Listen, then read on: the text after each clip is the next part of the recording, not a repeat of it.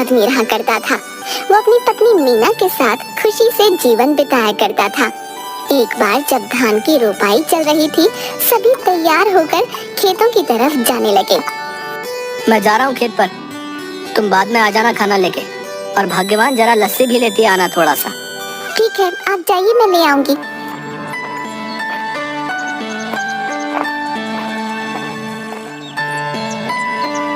चंदू खेत में पहुंचता है, थोड़ी देर काम करता है, तभी खेतों की मेड़ों पर दो आदमी चल रहे होते हैं।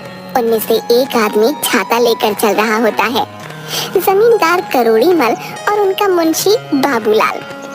साहब, यह है चंदू, सुना है इसकी फसल बहुत अच्छी निकलती है। इस बार 8 बोरी चावल के लिए इसे बोल देते हैं।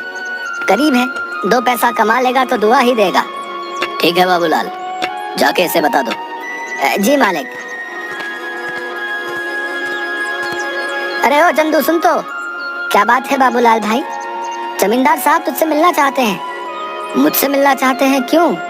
अरे वो तेरी फसल खरीदना चाहते हैं, जा जल्दी जा। जी जमींदार साहब। आओ चंदू आओ, सुना है तुम्हारी फसल बहुत अच्छी होती है। क्या इस बार की फसल तुम हमें बेचना चाहोगे? बाजार के दाम से अच्छा दाम दे दूंगा। ये तो हमारे लिए खुशी की बात है साहब। तो फिर ठीक है, जिस दिन फसल ठीक से तैयार हो जाएगी हमें बता देना, हम आदमियों को भिजवा देंगे। तुम्हारी फसल काटने में वो सब तुम्हारी मदद करेंगे और तुम्हारे घर पर पैसे भिजवा देंगे। उसके बाद जमींदार चला जाता है। चंदू फिर से खेत में वापस आकर काम करने लगता है। थोड़ी देर बाद मीना वहाँ आ जाती है। सुनिए जी, आ जाइए, आपके लिए खाना लेकर आई हूँ, और हाँ, साथ में लस्सी भी लाई हूँ। आता हूँ। इसके बाद चंदू मीना के पास पहुँच जाता है। लाओ लाओ, बड़ी भूख लगी है। लीजिए। मीना, जमींदार जी आए थे, जानती हो उन्होंने क्या कहा? क्या कहा? उन्होंने कहा कि वो हमारी इस बार की फसल खरीदना चाहते हैं और बाजार से अच्छे दाम भी देंगे। ये तो बड़ी खुशी की बात है। ये सब माता रानी की कृपा से हुआ है। मैं कहती थी ना, एक दिन सब ठीक हो जाएगा। माता रानी करे ऐसा ही हो। इसके बाद दोनों घर चले जाते हैं। इसके बाद चंदू सो जाता है। चंदू शाम को उठा और घर के आंगन में लगी क्यारी से सब्जियां निकाले। मैं ये सब्जी बेच के आता हूँ, ठीक है? सुनिए, आप समय से आ जाइएगा, रात होने से पहले। ठीक है। उसके बाद मंडी में सब्जियां बेचकर वापस आते वक्त एक मछली के ठेले के पास। मछली कैसे दे रहे हो भाई? भाई चंदू सुनो, तुम ये दोनों ले जाओ 100 रुपए में, मुझे जरा जल्दी घर जाना है। ये लो भाई 100 रुपए। आज मीना को कहूँगा मछली के गर्मा गर्म पकौड़े खिला दे। चंदू घर पहुँचा। अरे ओ मीना, कहाँ हो? ये लो मछली। आज पकौड़े खाने का दिल कर रहा है, जरा बना दो। जी हाँ ठीक है, लेकिन पहले आप हाथ मुंह धो लीजिए। इसके बाद मीना मछली पकाने लग गई। अरे वाह, तुम्हारा कोई जवाब नहीं।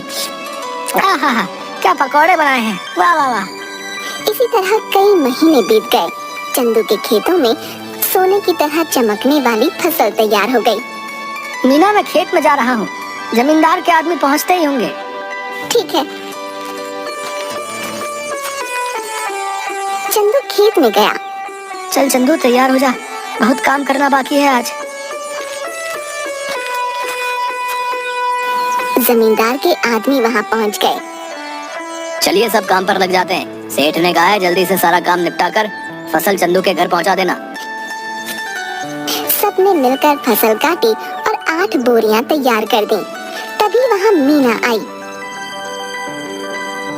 ये क्या, इतनी जल्दी काम भी हो गया?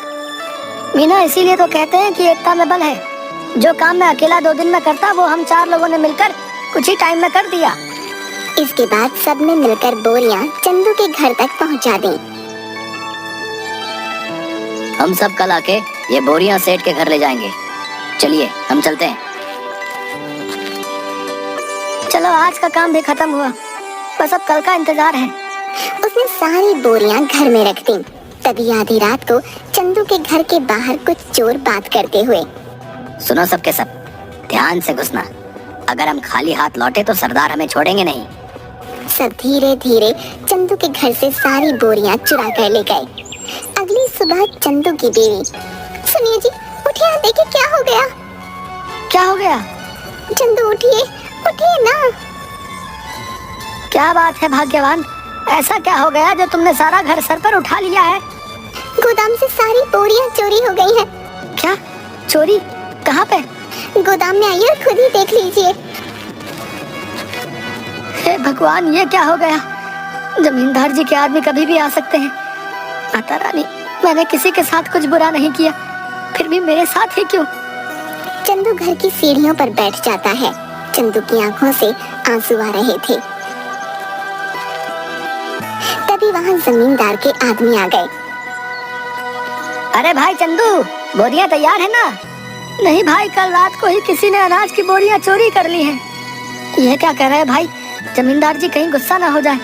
तुम तो उनका गुस्सा जानते हो ना। चलो उनसे बात तो करनी ही पड़ेगी। चलो अब।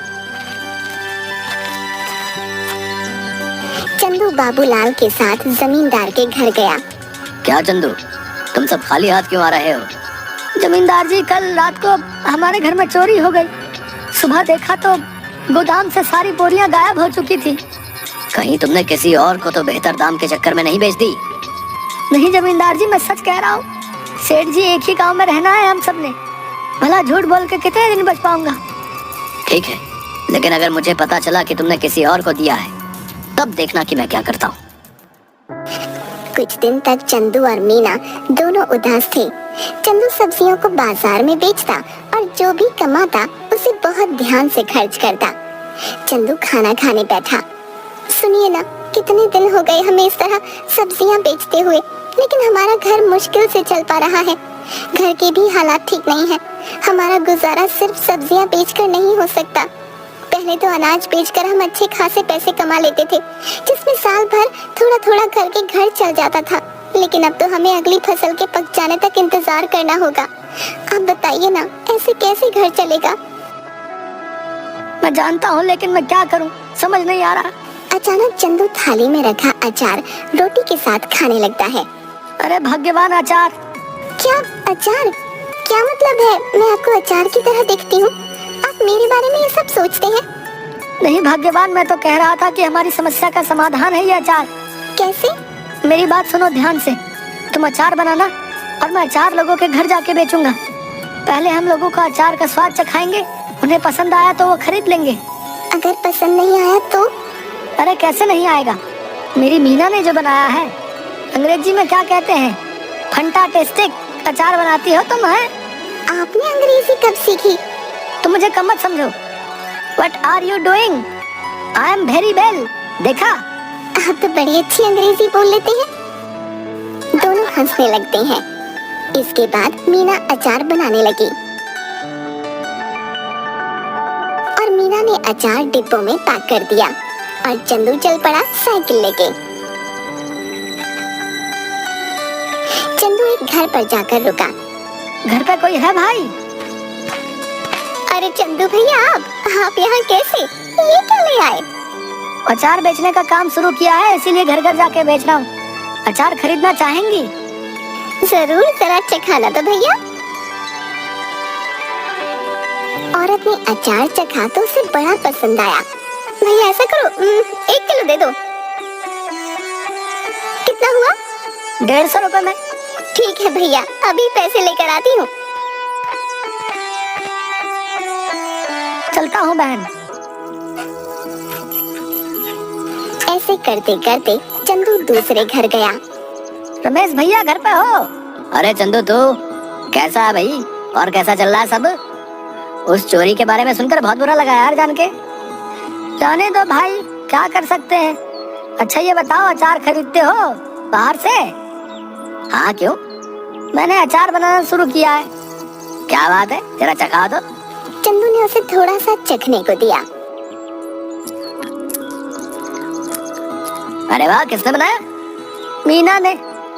भाभी को कहना बहुत अच्छा अचार बनाती हैं, बड़ा ही कमाल का। बताओ भाई, खरीदोगे? हाँ भाई, क्यों नहीं, दूसरों से भी तो खरीदता ही हूँ, इससे अच्छा तुमसे ना खरीद लूं। ये बताओ कितने में बेच रहे हो? 150 रुपए किलो। ठीक है भाई, 2 किलो दे दो। चंदू ने पैक करके दे दिया। धीरे धीरे उसका सारा अचार बिक गया। चंदू घर पहुंचा। मीना, आप आ गए। कैसा गया आज का दिन? किसी ने खरीदा कुछ अचार? कुछ तो नहीं खरीदा किसी ने। मैंने कहा था ना, मेरा अचार इतना भी खास नहीं है। आपका विचार ही गलत था इसे बेचने का। पूरी बात तो सुन लो। लोगों ने कुछ नहीं, सब कुछ खरीद लिया। देखो जाकर टोकरी में। मीना टोकरी के पास गई। उसने देखा कि टोकरी तो खाली है, यानी कि सारा का सारा अचार बिक गया। मीना बहुत खुश हुई। अब बस तुम ऐसे ही बनाते रहो और मैं घर घर जाकर बेचता रहूंगा। मैं कहती हूँ ना, आप ऐसा करिए, पास के गांव में भी बेचना शुरू करिए। क्या पता वहाँ के लोगों को थोड़ा बहुत पसंद आ जाए। अब हम जितनी जगह जाकर बेचेंगे उतना ही तो हमारा फायदा होगा ना। कल से आप थोड़ा और अधिक अचार लेकर जाना और दूर दूर के गांव तक भी जाना। ठीक कहा तुमने, मैं ऐसा ही करूंगा। कल से तुम ज्यादा से ज्यादा अचार बनाना शुरू करना। आप एक हफ्ते रुक जाइए। एक हफ्ते में बहुत सारा अचार बनाकर तैयार कर दूंगी। उसके बाद आप बेचना शुरू कर देना, क्योंकि अचार पकने में भी तो समय लगता है ना। ठीक है, तब तक मैं सब्जियां बेच दिया करूंगा। इससे हमारा घर भी चलेगा और हमें नुकसान भी नहीं होगा।